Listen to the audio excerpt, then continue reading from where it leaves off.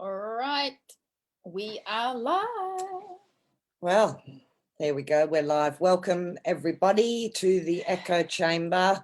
Today we have two beautiful, wise, glorious, magnificent women joining us. So together we are four, and with you all we are more. So how do you like that for a little poetry? So up the top here we have Benty in the Emerald, who you've met before. Benty is our intergalactic wise woman extraordinaire, and Kush, our super naturopath, heart-loving angel woman from down in Melbourne in Victoria. And Kush particularly wanted to meet Benty, so I thought, well, what better way to do it than to have a gathering on the echo chamber. So welcome, ladies. I'll let you do you want to say anything, Bella? Hello. Welcome. Today I want to say that, you know, I've had a few comments that it's all a bit doom and gloom, you know, so we're focusing on the positive today. We really want to, you know, and look, my intention recently has been, let's look to where we're going as a collective. And in actual fact, I don't even really want to post any of the stuff anymore that's focusing on the paradigm that's breaking down. I really want to change the focus of the echo chamber to where we're going. And I know that the breakdown of this paradigm is part of it, but we really want to be a guiding light to where we're going as humanity. So a lot of our content coming through might seem like hopium to some people, but it's not, because we know that this is where we're going. So this little session today is about where we're going, and we called this chat 3D, 5D ping pong, because it almost feels as if we've got 1 foot in this old paradigm that's breaking down and 1 foot in the new paradigm where we're going. So it's like, how do we navigate these tricky energies? So we're going to have a chat about that today, maybe do a little meditation and just really focus on where we're going in the future. Brilliant. Absolutely brilliant. Benty. So who's up first, and how do we proceed? Me? You're up first, so give us a bit of love, Benty. I'm going to start off with a story which will make some people think that I've really lost the plot. And I actually questioned myself for a few days. Yes. Sorry. I can hear my Oka voice in the background. Sorry there, Jane's putting on our video to see if we're having anyone watching. Go ahead, Benty, sorry. Okay, sure. Yeah, for the last 2 weeks, I've had very poor sleep patterns. I have felt extremely jittery. And there's a part of me that hasn't stopped grinning. I look at the world around me and I just feel so much joy and so much happiness. And of course, everywhere I go, I see the people with the masks and I see them frowning, and I'm just smiling, and I just feel so alive. So I decided I better check in to see if I was really losing the plot. And what I got very loud and clear is that my higher wisdom, my inner child, my soul, whatever you want to call it, is so excited about what's happening and what's coming in. And then, of course, the conscious mind goes, yeah, but what if I've got it wrong? I know what I'm feeling. I trust what I'm feeling, but maybe it's a little bit preemptive. So in a Skype conversation with a very close and gifted friend, all I shared with her was that I had been sleeping very poorly. I was very jittery. And she just looked at me because she's psychic. She says, well, it's your inner child. It's that part of you is so excited, jumping up with joy and not wishing to miss one moment of what's happening. I know someone like that. Yeah, so what that tells me is that the inner part of us is the guide to what's really going on.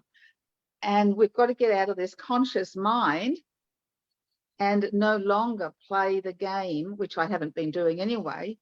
But if my story can inspire other people to stop playing the game according to the rules as it has been set out by bureaucrats, you know, I think we need to really, really begin to embrace life, is what I'm saying. Yeah.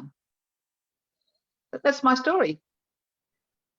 You don't sound crazy. That's totally like, you just sound like someone who knows where we're going, which is what we're talking about. Your soul knows where we're going as a collective, even though the conscious mind may not have caught up yet. Yeah, exactly. And I cannot take anything seriously when it comes to what's broadcast on via mainstream media, even the naysayers, and online, the social media. Everybody keeps hammering, we've got to do this, we've got to tune into this, and they're focusing on the minutiae of what's happening second by second. And I go, no, not bothered, because what we focus on is what we create. Yeah. And I'd rather simply go with the energies of joy and happiness, and allow things to unfold in an organic way, rather than worrying about the minutiae, if that makes sense. Yeah. Look, I see so many good things coming about. I really do. I can see it. Yeah. I can see it too. And I mean, I'm the first one to put my hand up and say I'm guilty of dwelling in the mud and dwelling in the detail and getting hooked up and caught up into it. Because for one thing, I find it extraordinarily fascinating. But on the other hand, I know that I don't need to know every detail. So I'm in this battle with myself, sort of like, yeah, you just let it go.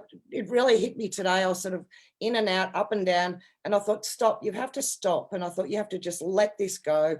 And, you know, the old let go, let God comes in. And it's like, put that up on a big sign on your wall, let go and let God here, because I can't do all this. No, and it's too distracting. And it's very 3D. You talked about 3D. Ping-ponging into 5D. It's very 3D. And because it's so 3D, it has a certain frequency. And with that frequency, it's going to bring you down.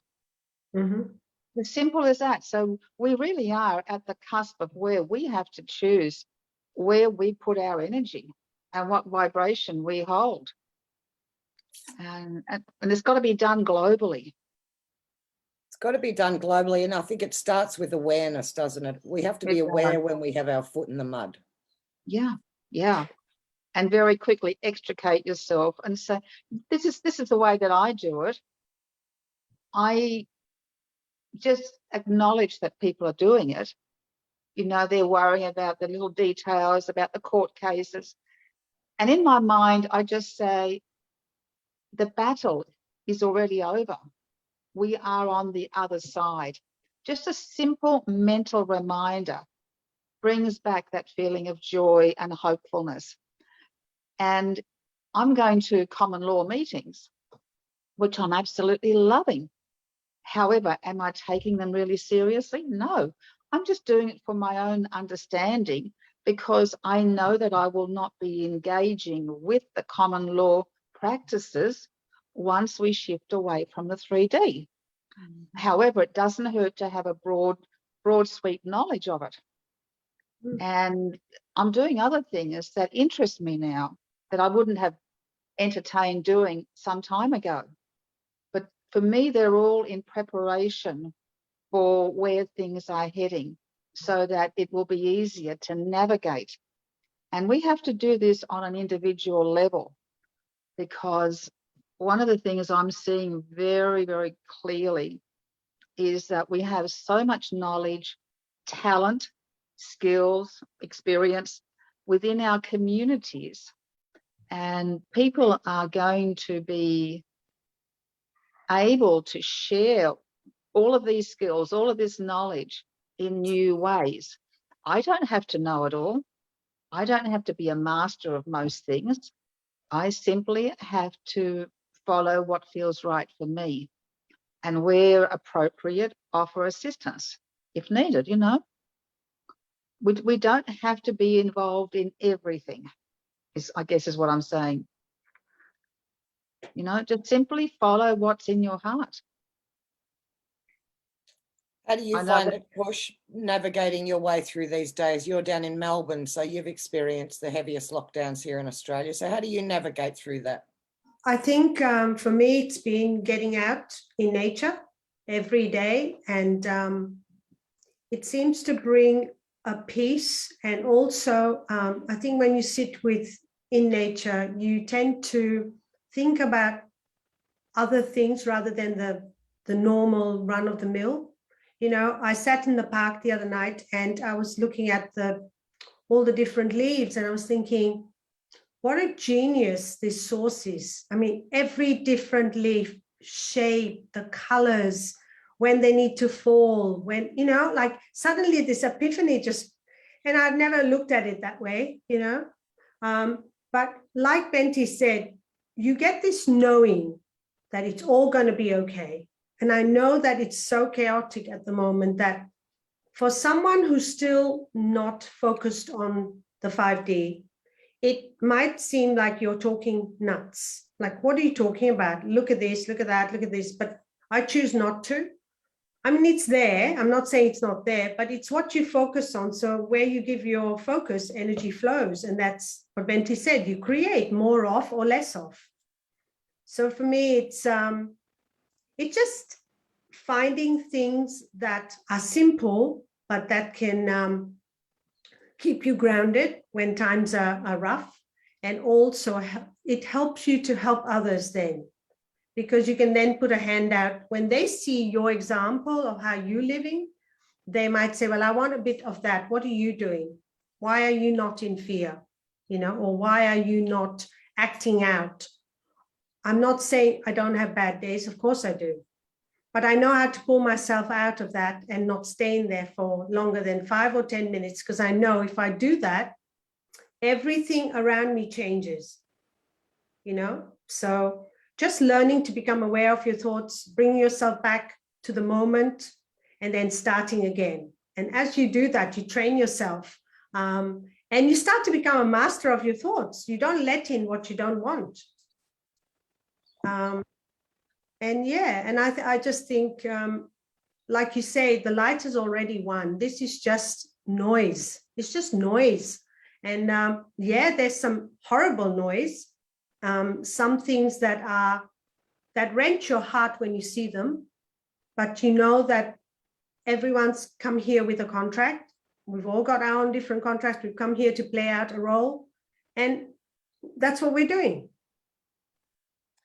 And I think it's fair to say that we need to have those moments where our hearts get wrenched out. We need to have seen all of this stuff that's going to be coming our way and coming the way of the broader community, because we've had time to work through that to a certain degree so that we can be that, we can offer some sort of solidity on the other side of this for other people to sort of anchor to, because it will be a lot of rafts sort of at a stormy sea. And if, you know, we can be a buoy at least in the middle, that there's like a light somewhere. So well, you can be ready to put that hand out and not quiver. You know, you're so grounded in what you believe in, and you know your truth, so that when somebody comes along, they don't, you know, it's easier for you to shift them to a better place, even if it's not right where you are, but you can shift them to a better ground, and then they can start working on that or working on themselves. And thank goodness we have the connection to source energy, to God, to create whatever, you know, whatever you call, because where would we be right now without that? It's unimaginable, isn't it? We'd be jabberwockied. Well, there is that. And there's also Mother Earth. That's the other connection that, as Kush has mentioned, because she, and I do apologize if I've jumped in, Kush, but I'm aware that our beautiful, precious planet is going through birthing pains at the moment. Yes. And this is a huge, huge job. It exceeds our understanding. And she right now seems to need all the love that and the support and the energy that we can direct her way to help her go through this ascension process, this shift into the fifth density consciousness. But I was with a group last night, and yeah, she was in pain. There's no denying it. We could feel it. And, you know, as a group, we help transmute some of that. But I know she's going to need more support. This is vital work that we who are have some level of awareness can do to support the process, because as we make it easier for her, then that energy gets transmitted and transmuted into the planet. So there are less disturbances that will happen on that global physical level. Yeah, I absolutely agree, Benty. And I think that you've heard of the living library, you know, Yes, where we are being told now by our star brothers and sisters that we need to get out there and we need to open up this library. And the way that we can do that is by actually connecting much closely to nature, so that just like she gives to us, we need to give something back. And the quicker we do that, the knowledge that's been stored in these living libraries that we need to know about will bring about you know, ascension in such a tremendous way that we've never ever encountered, you know. I haven't heard of the living libraries. Kush, would you like to expand on that for me? I think the living libraries, it's, for instance, every tree, blade of grass, everything out there in nature has some what we call codes. You know, it's been encoded in them. There's some knowledge in everything. Just like when we look at the Amazon forest, we know that there's so much out there in terms of medicine, and there is something out there for every ailment, pretty much. But the living libraries, for instance, when you go for a walk, sing, hum, leave a tone, leave something behind so that the earth hears you. The earth takes that in, you know. Don't just go for a walk. Yes, stand by a tree, talk to a tree, but one day soon, it'll start talking back to you, and that's the living library. When you open up and you ask, it'll show you. Can I expand on that a little bit? Yes. Sorry, gentlemen, this is going to seem a little bit, you know, if you haven't heard this before, but for the ladies, if you are still menstruating, the earth needs your blood. Capture some of your blood and put it into the earth. This is how we heal the earth, really. And I know this is probably like woo-woo for some people, but trust me, the earth needs your blood. It truly does. And I can see Benty nodding there. She's like, Benty agrees. She knows. Yes, yes. And I wish I'd known this when I was younger. You know, I'm way past that cycle of life now. But those who practice that regularly, once a month, find that something changes within them just by undergoing this ritual. Yes. Yeah. I think in shamanism, we were told that even spit, urine, anything that comes from your bodily fluid, it's like you're gifting it back to the earth. Yeah. And it does make a very big difference. So the men at the lemon trees have had this right all along all these years, eh? Yes. Who knew? Oh, well, I need to get a lemon tree then. Because, yeah, I'm past it too, Benty, so. But, you know, it makes so much sense because we are of the earth and we are part of it because we've chosen to embody here, regardless of where we may have come from. Yes. You know, yeah. And there are books written about planting where if you plant a seed, and there's two things. You can either take the seed and lick the seed so that it gets your saliva and your DNA, and then you plant it. The seed will grow in a way that will have all the minerals that perhaps you are deprived of in your body, and it will grow and give you back what you might not have. The same with I think with urination, I think, you know, putting it in certain plants, etc. But the seed with your saliva on it makes a lot of sense. That was in the Anastasia books, wasn't Yes, it, initially? right. Yes. And I do know people who've, you know, undergone that practice, and they then view the whole planting and growing process as a sacred ritual. more so than if they just got the seeds and plonked them in the ground. That's right. There's a lot of meaning behind what you're doing and why you're doing it. You know, my son told me in a dream that he wanted his placenta to be buried in the ground and he wanted an avocado tree on top. And whenever he's upset or grumpy, he goes and sits at that avocado tree. He just sits there, and his favorite food is avocado. And I cannot wait until the tree fruits and he gets to eat one of the avocados off his own tree where his placenta's buried. Like, oh my God, I can't wait. And I can't wait to try the avocados myself. Well, that they will be attuned to his frequency, to his DNA, and it will be very healing for him, more so than anybody else. Yeah. Gardening just got a whole lot more exciting, didn't it, friends? I'm looking forward to the next. I'm going to go and buy some seeds that are not genetically modified and put my juices all over them and pop them in the ground and watch them grow, because that I've just got goosebumps all over. That's extraordinary. I've never heard that before. That's amazing. Jane, you might start walking a bit straighter because there might be more calcium in there or magnesium. I'm not too hunched over yet, thank you, Kush, but that's okay. What else too?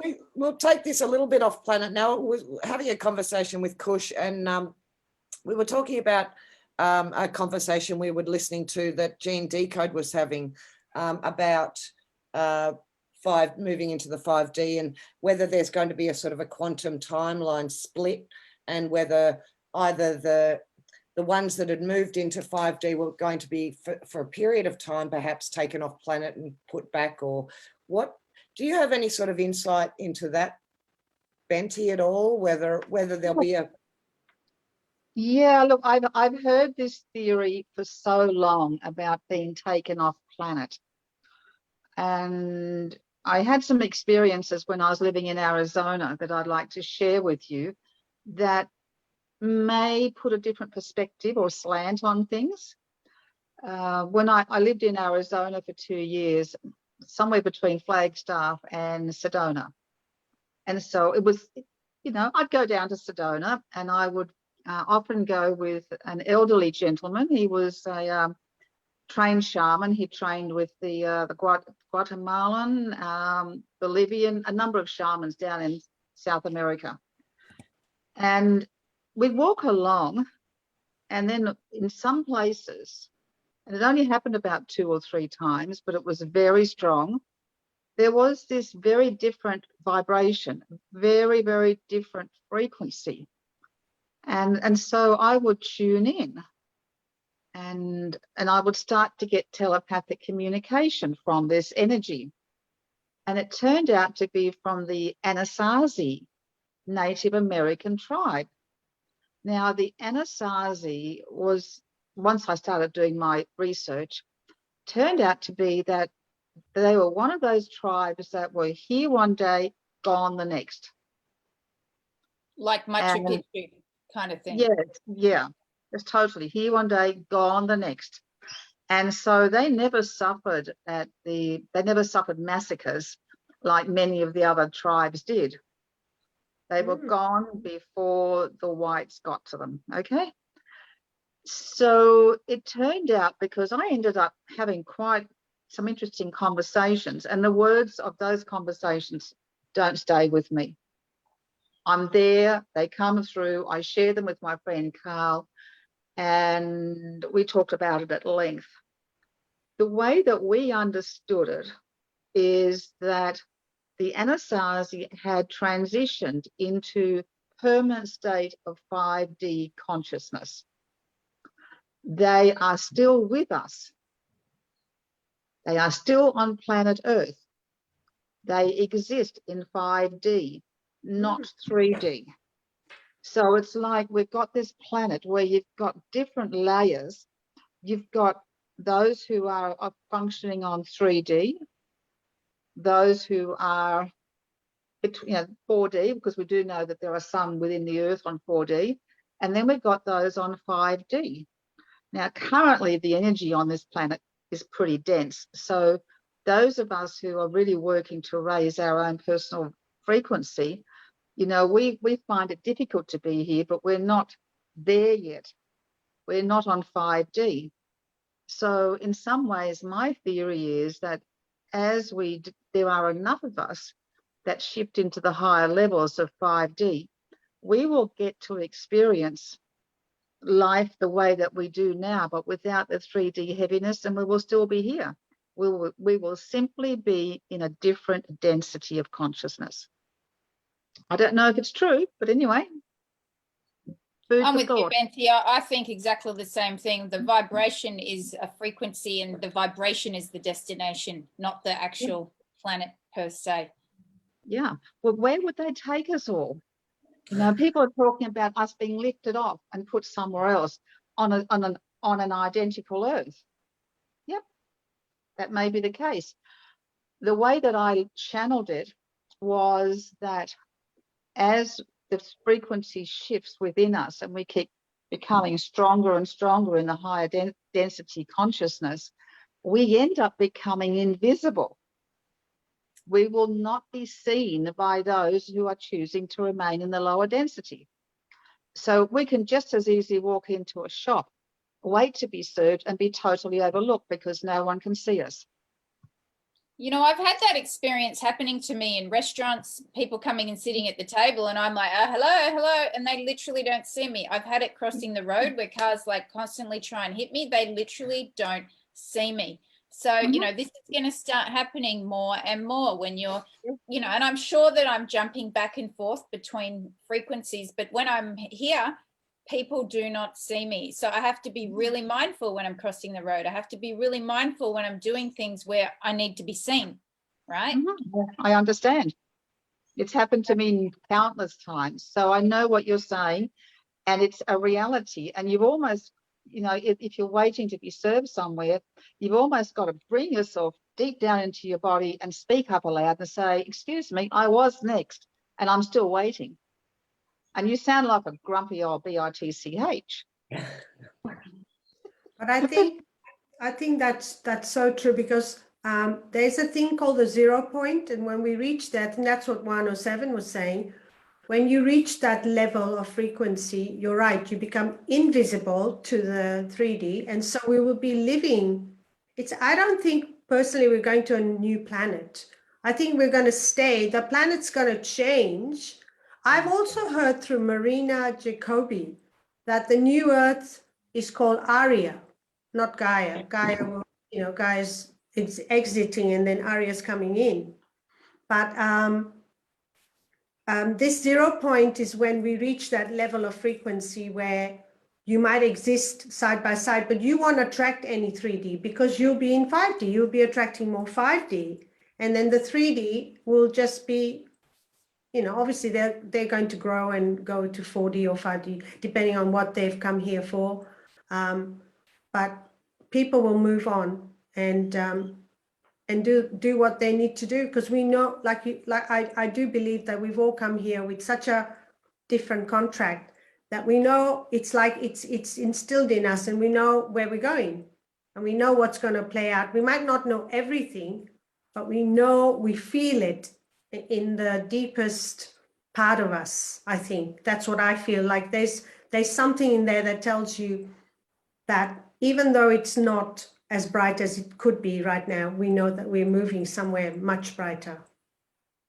And Kush, do you find yourself very separate from what's going on in the world around you, as though what they're talking about isn't your reality and doesn't exist for you? Yes, absolutely. It's like just even when you strike up a conversation and people want to talk about the things that we all talked about, you know, this relationship and that's broken, that and this and that. It's like, to me, it's like, actually, I'd rather talk about extraterrestrials or something, you know, something more exciting, you know, do you know what I mean? But yes, you do feel alone. You can't really express yourself because there are some things that you want to talk to somebody who knows more than you. I like to share, but I always like to learn, you know, and take on. So yes, I do. You do feel very alone, but I never feel alone as the word alone. I feel like I want to be more in nature. It's like, I don't know why, but I get this pull, a real pull to go and communicate with this living library. And that's something new for me. I mean, in the sense that I need to go out every day and actually be out there. So something's changing within me, something's calling. And I just go with my gut. I just do it. You know, there's no question. There's no questioning why. Well, things are definitely changing, girls. I was addicted to The Bold and the Beautiful for 20 years, and I haven't watched it in about 19 months now, and I could not give a shit, right? That's how much things have changed. I used to threaten the lives of my children if they interrupted me. I mean, that's how important it was, right? That's good. Hey, Betty, Yes. you were talking about these Indians that live in the 5D upon the earth. Through your channeling, did you ever get any sort of communication about what that looked like, how that was, that 5D earth experience? Or No, because at that stage, my understanding of it was more important for me to get it into my head, into my consciousness, that there is more than one reality, and that realities coexist simultaneously, because everything is energy, frequency, and vibration. Yep. And that was, you know, they talked about how, what they did say was just like they had to wait for everybody Catch for up. them to get together, and then boom, off it happened very quickly.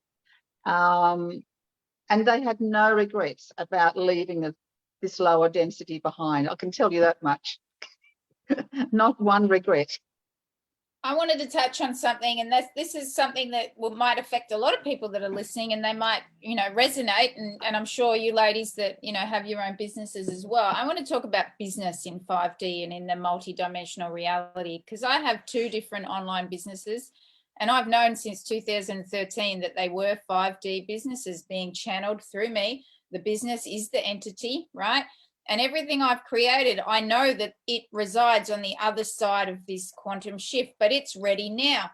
So the problem that I've been having is I'm trying to push my 5D business onto 3D clients that just aren't there yet. They're just not energetically there. And I've been getting rejected. And I'm like, what am I doing wrong? And it suddenly dawned on me that I'm not doing anything wrong. I just need to keep on following my intuition and doing what feels right in the moment. The foundation is there. And then when the time is right, and when enough people have made the energetic shift, the people will find me. I don't have to do anything. I don't have to bust my ass. I don't have to try and push myself onto people.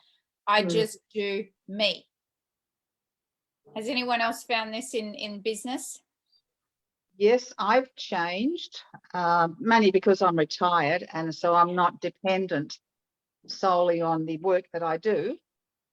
But in my line of work, I do everything on a by donation basis. And all I ask of my clients is to just close their eyes and mentally ask how much. And an amount always comes to them. I give them 24 hours, but most of them get an amount fairly quickly. And that means that their ability, the payment is commensurate with their ability to pay. So I'm viewing it as an energy transaction, a transaction of energies, with money being the energy and my services being another energy. And I tell you what, it works really well. You know, people no longer ask me, why do you do it this way? Or how can it work? I'm finding more and more clients are actually happy with it, and they know what needs to be done. There's been a shift. I can feel it in the fact that there's no longer the questioning, and also clients are no longer exhibiting that uncertainty and the fear of giving me the wrong amount of money, because it's not about money. It's simply the exchange of energy.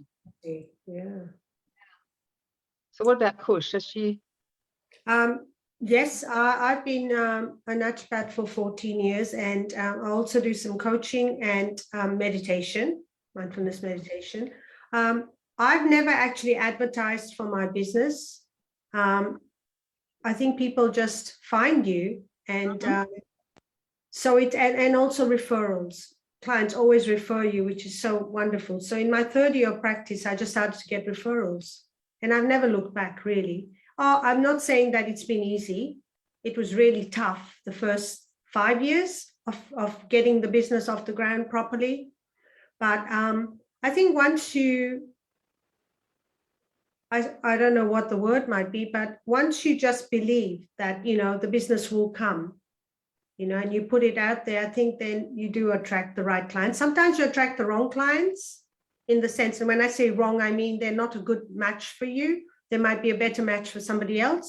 And so initially, you just have to learn to let them go, you know, and, you know, you get the right fit. But it took a good 5 years to get established properly without really feeling the fear of having no clients or going without, and all the things that go with the business, as you well know, being self-employed and trying to balance, you know, everything. But you get to a stage now that, like you say, you know, if somebody says they really can't pay, then I'll just say, make me a donation, you know, because yeah, you can help a few people out. Well, But then- I, on the other hand, am 56 and still trying to figure out what it is I want to do when I grow up. So I'm hoping that my answers to these questions are on the other side. All you have to do, Jane, is put your hand in the other side and pull them back to you. I have faith. I have so much faith. So that's, you know. You know, I created a new program, and I thought, oh, well, I don't have any money to advertise it at the moment. Why don't I reach out to a few influencers, you know, that are like going through the IVF process to see if they want to try my program. And I got back, nah, not interested. It's like, I'm giving it to you. No, don't want to do this. No, I'm like, this is, they're already saying on the thing, I've done 10 IVF cycles. This is my very last hope of conceiving. I'm not going to be able to have a baby. And I think, why wouldn't you say yes to a program that will expand your heart and expand your womb and help you receive your baby? And they're like, no, not interested. And I was like, I can't hear you. they can't hear me. They can't receive what I have to offer. And I'm like, okay, so this is what I mean by trying to push myself, my multidimensional programs, onto a 3D consciousness. That's what I mean, right? It's just like, no. And I'm like, oh, okay, well, best of blessings to you. That you're right. I think it's like they've already closed the door, because all they believe in is what they're doing, even though it's not working. Sometimes they'll just go down the same path till they get to a stage when they probably are desperate, and then they probably come back to you. But then it'll be too late, because, Yeah. you know, I won't need someone to help me market my program anymore. You know what I mean? And So you know, it's, that sort of program is beautiful. A friend's daughter has one along those lines. She's based in London, and she found it very tough to start off with because she met that similar resistance. She now, after all these years, has clients globally. And what I find interesting is when she gets a client that she's really, really stuck with because there's some subconscious blockage, that client gets referred to me. You know, and because it's amazing when it comes to fertility, the subconscious blockages could be from other lifetimes. It could be fear of losing a child, fear of childbirth. It could be fear of losing one's appeal, sex appeal and otherwise. There's a whole lot of subconscious fears that reside within humans. And so all of this is transferred through the generations. So any woman, as you well know, Bella, who is looking to conceive is probably carrying a lot of subconscious stuff through the generations. Yes. And it's a matter of working to help clear those resistances that psychologically are preventing conception, because it's not a biological issue. that's what Yeah. my program does. And they're like, no, absolutely not, not interested. Well, and I'm like, okay. Yeah. Well, just be patient. How long have you had the program up and running? Oh, only since May.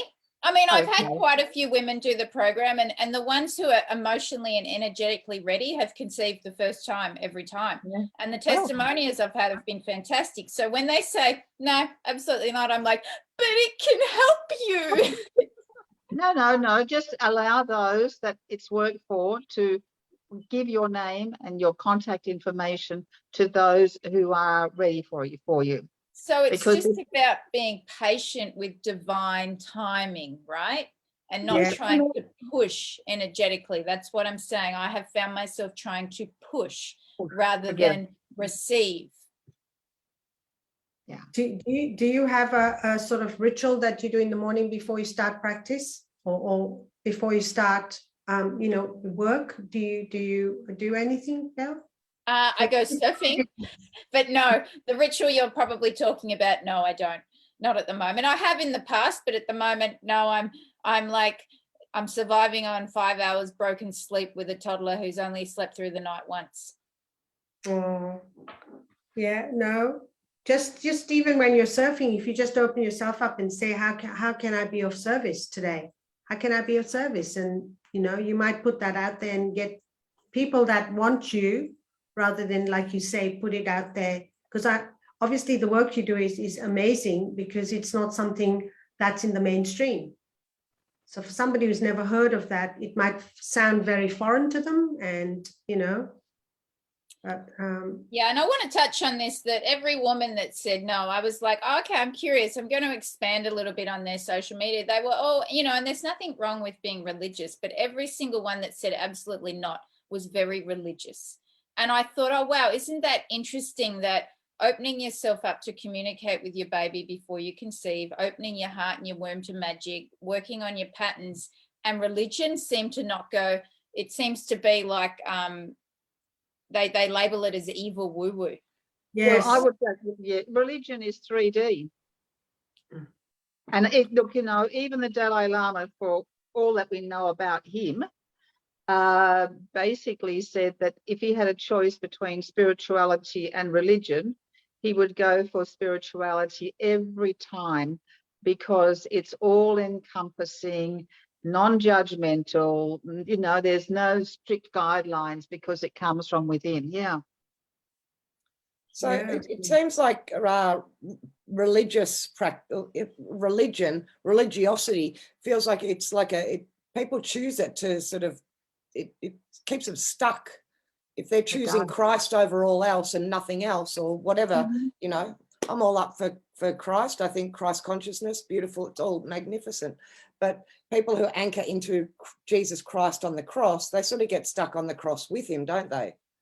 Well, they do, and then they hand everything over to this mythical being, or whatever, however you like to see him, as an entity or an energy, just like they hand it over to God, and they literally disempower themselves doing this. And as someone who's much older than probably the rest of you, I'm in my 70s, and I'm proud to admit it.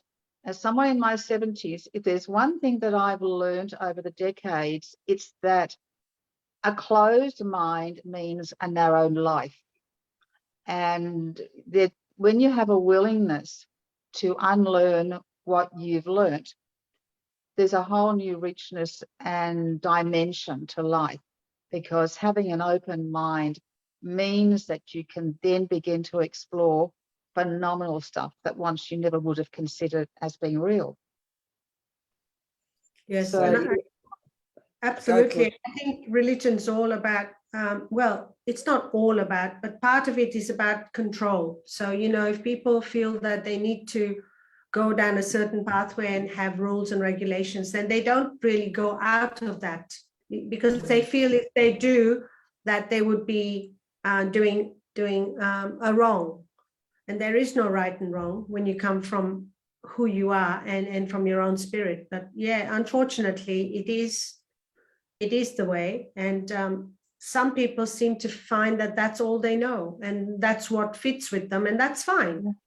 Each to his own. We just have to let people be. Yeah, Yes. I totally agree with that. And it's very, very difficult to step out of a long-held paradigm or belief, because with that may come ridicule and shame once you start questioning what you've always accepted as truth. So that takes courage. Yeah. Yeah. Well, we're going to need a bit of that moving forward, girls, because there's a lot of truth coming our way, right? Yes. Dear, oh dear. Oof. There'll be a lot of people. I think there's going to be quite a few stuck in 3D. I'm not sure that everyone's going to make it up here. We all pray, and we all have our arms outreached, and we all want as many as possible to come. But gosh, it's going to be a tough call for some people. It's soul choice. That's how I look at it nowadays. Just with compassion, it's soul choice. Some souls, some energies, whatever you want to call it, know that they are not ready for this step, you know, into the high levels of consciousness, because they know they still have more learning and more experiences to get under their belt before they're ready to move forward. And so to me, that's perfection in action. Not every soul is a very wise soul. There are very young souls who go, no, I need to play in the playpen for a bit longer, or I need to be challenged a bit more, and in order to grow, you know, that sort of thing. So yeah. Yeah. I think, go on, Jane, go on. You go, Kush, go. Exactly, Benty. So it's like there are many that will leave because they never signed up for the next frequency. There are many that will stay, but they'll stay where they are because, like you say, they need to grow.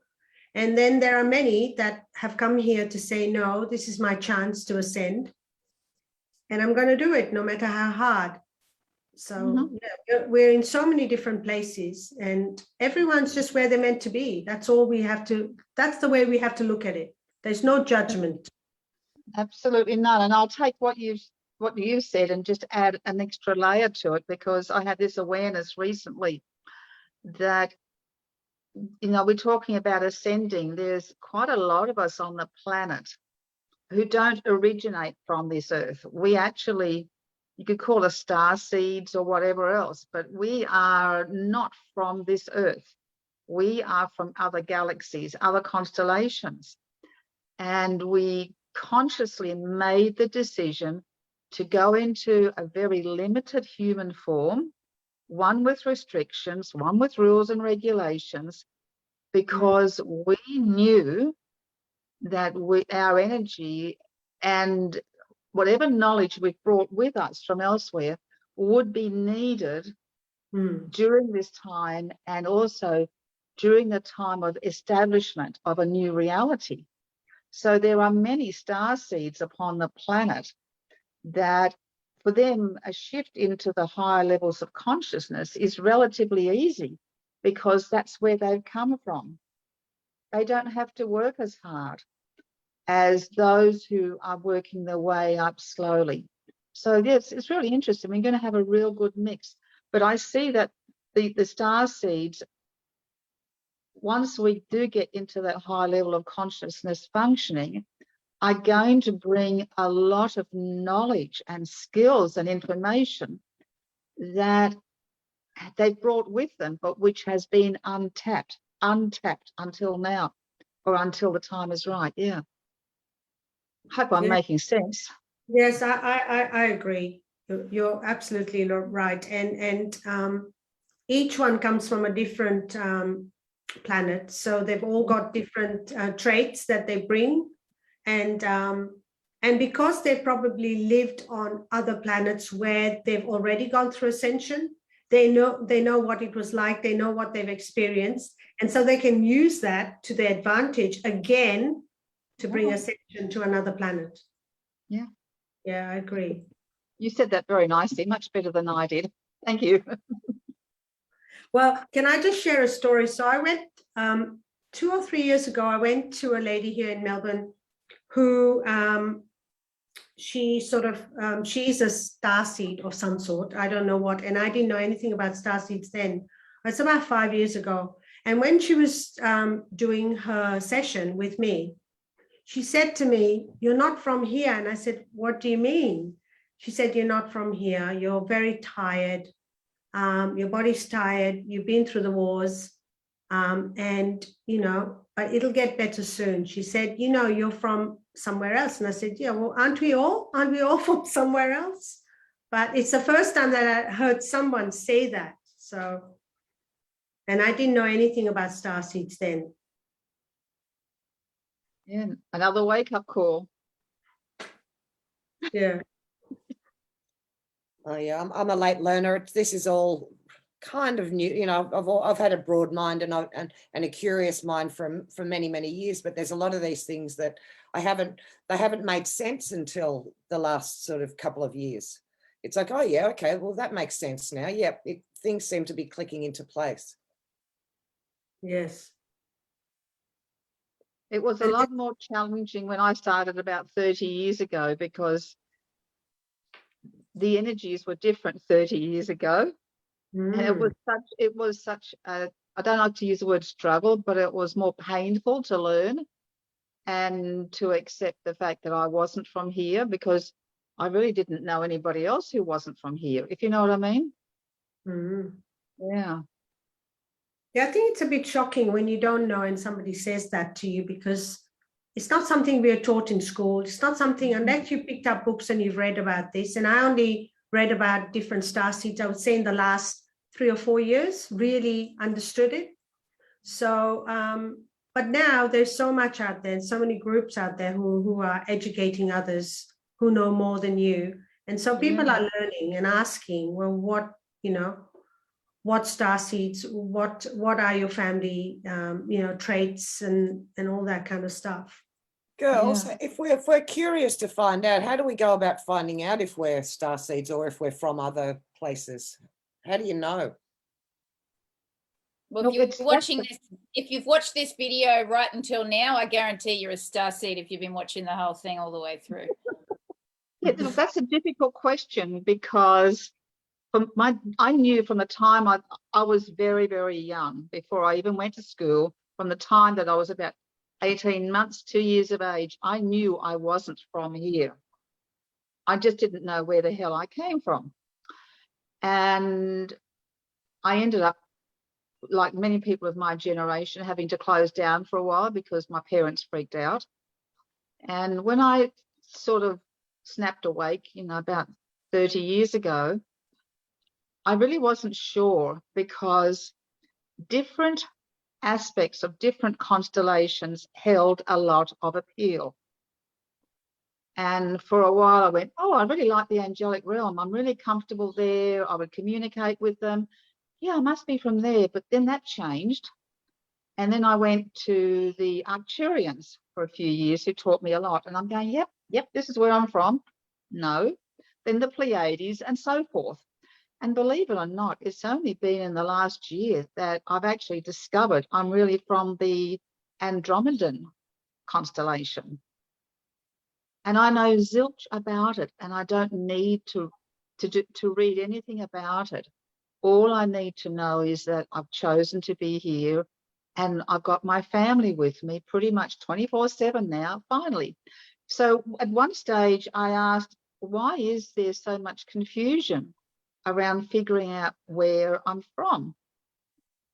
And I heard very clearly, you are an emissary. You have been many places, just like I have in this physical incarnation. And that led me to, I guess, question the nature of space travel, the movements between constellations. And I have a feeling a lot of starseeds literally have done a similar thing. They've negotiated with beings from other constellations. There's possibly been exchanges for a while to learn from one another. So, as we travel on this planet from one country to the next and learn about the different cultures here, the same thing happens out there, depending on whether or not you're negotiating with a friendly, or if there are planets of war, because there's a lot of war up there as well. So I Yes. hope that answers the question. Yep. I think, Jane, you can also do a QHTT session, which is, the one Dolores Cannon practitioners do, they put you in hypnosis. And I had one session because I just wanted to know what it was all about. And then she asked me if I wanted to speak to my star family. And then I didn't believe that this could happen, but it's amazing. So I went into a trance, or what I can only see that, when your eyes flicker and you go into that hypnotic state, right? That started to happen. And she asked the Arcturians to come in, because I'd spoken to her about having this affinity with the Arcturians. And they actually did come through. It was amazing. So yeah, and for me, it was the first time. And so that's why I know that there's some connection there, but I know that there are other star families that I've worked with in the past, like the Palladians, but I'm only just learning myself, so. Well, it's an exciting journey we've got ahead of us, isn't it? It's really an extraordinary journey that we're on. And to be alive and aware and awake to it all is just amazing. So it's precious that we've found you ladies through this journey, and it's extraordinary. And we're just so appreciative of everybody that's, come into our fields, and we all can we help each other. And would you like to say anything before we finish up, Benty? We're going to finish with Kush is going to do a little heart opening meditation to finish us off today. Do you have anything to add before we go there, or? I would just like to say to listeners, open your heart, let go of the pain and the anger and resentment and all of those things that bring you down, and always go with your heart. As simple as that. We keep coming back to it, don't we, friends? We keep coming back to the heart. So I'd like to thank you, Benty, and thank you, Kush. Thank you. For joining us. It was just beautiful, lovely conversation. Thank you. And thank you all for joining us. Whoever's listening, I'm sure there's a gift in here for you. Like Bella said, you wouldn't have listened if there wasn't something in here for you. So thanks for joining us. Miss Bella, would you like to say anything, or are you? Nope, I'm pretty good. I'm ready to have my heart blown open. Thanks. Come on, Kush, give it to us. All right. She's going to do a little meditation. So we're going to do meditation today, and it's more about sending love, like I said, from our heart space, but not just for us, but for the world. So I'm just going to lead you through a guided meditation. So if we all close our eyes and find a position to sit in or lie down, which is really comfortable. Now take a really deep breath and empty your lungs. And as you take this breath, let go of all the stress and tension that you're feeling in your body. Now again, take another deep breath and try and be present in this moment right now. You don't have to be anywhere. You don't have to do anything. You're just here with yourself. Now we take a third breath. Breathe in and breathe out. And let's begin by grounding ourselves. So I want you to see your feet spiral into Mother Earth, like the roots of a really old oak tree. Let your feet ground. And now you feel really balanced and grounded. So I want you to place a ball of golden light into the palms of your hand. This golden light is your light, and it comes straight from Source, God, universe. I want you to take this golden light of energy and place it into your heart. And when you've done that, you will see your heart expand. And I would like you to bring up an emotion that brings a lot of joy and love to you.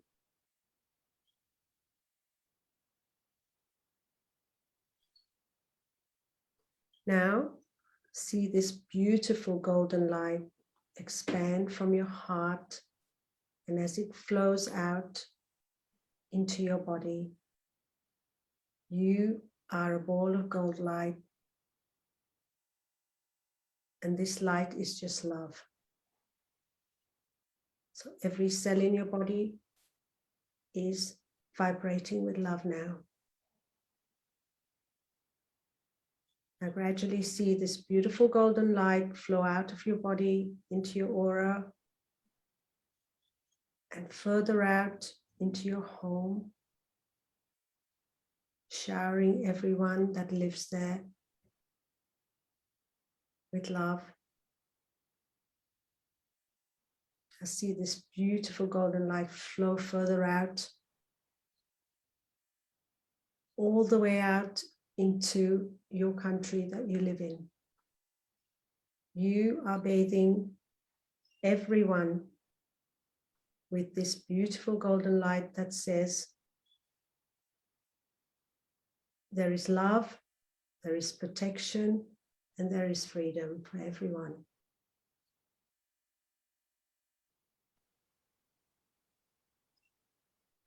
Now take a deep breath and see this beautiful ball of light from your country and circle and bathe the earth. The whole of Mother Earth is bathed in this beautiful golden energy of light.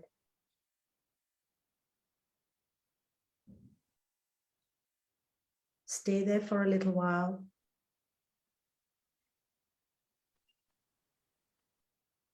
And see every sentient being filled with love, filled with freedom and protection. Now take a deep breath in and breathe out. And go back to your heart space. Thank your body, thank your heart for all the love that you have.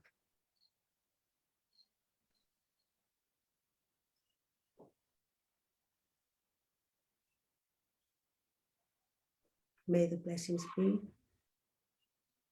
and so it is.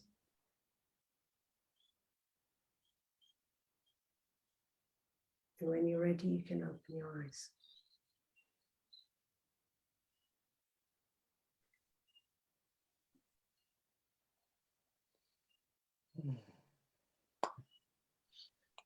Thank you, ladies. Thank you, Thank you. Kush. Thank you you. for joining us. We'll put links to your books and stuff in the thing, and people can go and have a look at your sites if they want to purchase any of your goodies. Lovely. Okay. We love you both. Thank you. I'm a Love you la both. la land now. Ciao. Thank you. Bye. Thank you, Kush. Bye-bye.